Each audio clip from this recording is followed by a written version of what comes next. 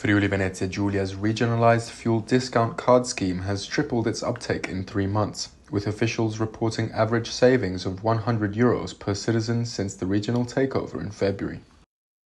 Beh, diciamo è stato un boom di richieste, quindi gli uffici stanno lavorando alacremente, i tempi sono leggermente dilatati, però in 3 mesi abbiamo rilasciato 30.000 tessere contro le 25.000 all'anno, quindi potete ben capire che per quanto bravi siano gli uffici, i tempi d'attesa sono di qualche giorno, in qualche caso di un paio di settimane. Ci stiamo attrezzando perché l'obiettivo appunto è quello di dare a tutti la possibilità di avere la tessera digitale, l'applicazione digitale oppure un cartaceo digitale ed arrivare in futuro anche a poter gestire i distributori H24, quindi anche i sabati e le domeniche con la tessera digitale. È un obiettivo che costa, ma ci stiamo lavorando. In questo momento riscontriamo un forte apprezzamento per questa forma, il prezzo è più basso che la Slovenia, inoltre tutte le regioni e le province autonome ci stanno correndo dietro su iniziative di questo tipo, tanto che il Ministero, ho sentito il Ministro Urso qualche giorno fa, ci ha chiesto copia del nostro progetto perché anche a livello nazionale stanno pensando di utilizzare il QR code non tanto per lo sconto ovviamente,